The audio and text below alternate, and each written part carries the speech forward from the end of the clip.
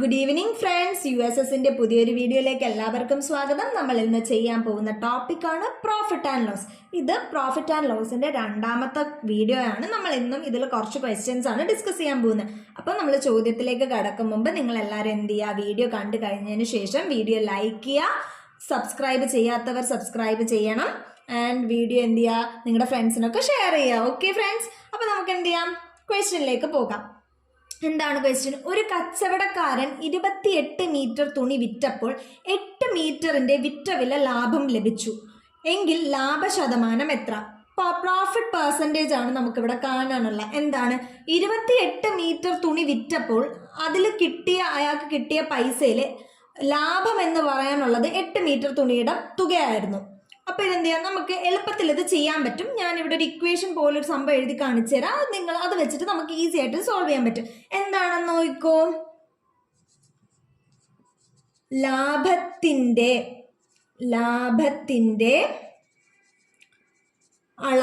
ലാഭത്തിന്റെ അളവ് divided by എന്താണ്? വിറ്റ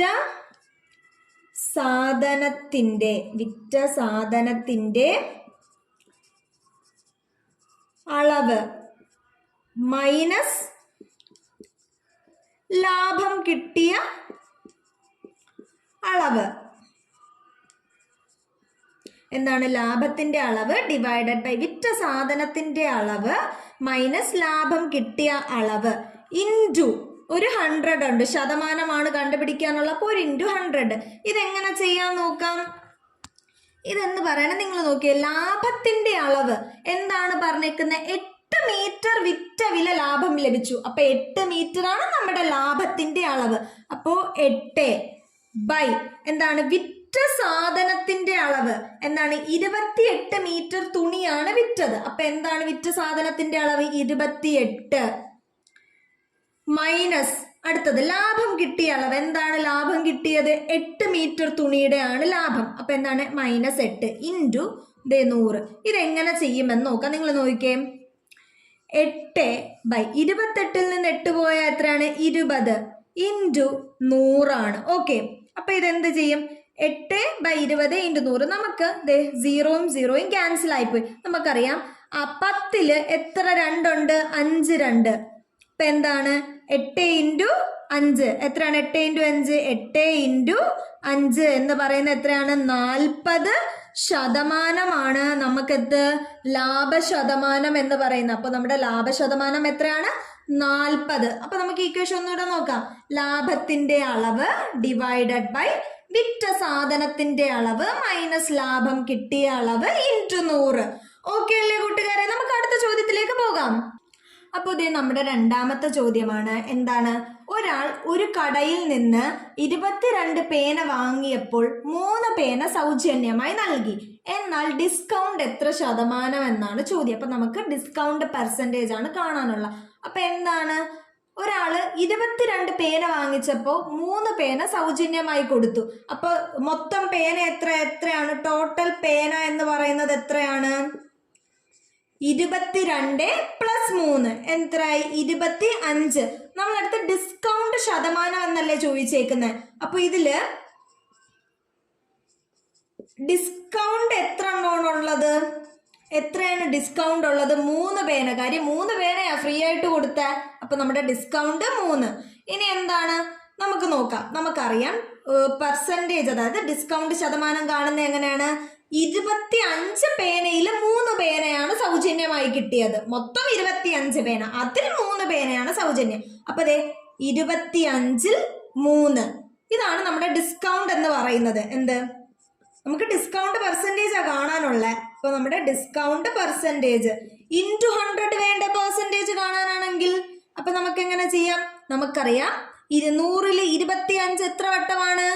4 വട്ടം. എത്ര വട്ടമാണ്? 4 വട്ടം. അപ്പൊ എന്തായി? 3 ഗുണം 4 എന്തായി? 12% നമുക്ക് കിട്ടിയ ഡിസ്കൗണ്ട്. എത്രയാണ്? 12%.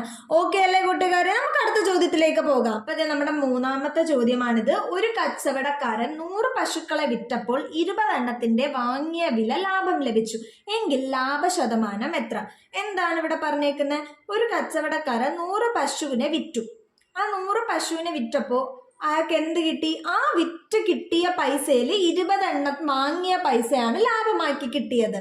ഓക്കെ, അപ്പൊ ഇത് നമുക്ക് എങ്ങനെ എന്താണ് വാങ്ങിയ വില ലാഭം ലഭിച്ചു എന്ന് പറഞ്ഞിട്ട് നമ്മളടുത്ത് പ്രോഫിറ്റ് പെർസെൻറ്റേജ് ആണ് കാണാൻ പറയുന്നതെങ്കിൽ ഇത് എളുപ്പത്തിന് ചെയ്യാൻ ഒരു ഇക്വേഷൻ പോലൊരു സംഭവം ഉണ്ട്. നമുക്ക് എന്താണെന്ന് നോക്കാം. അപ്പൊ എന്താണ്? വാങ്ങിയ വില ലാഭം കിട്ടിയാൽ, ഇതല്ലേ നമ്മുടെ ചോദ്യത്തിലും പറഞ്ഞേക്കുന്നത്.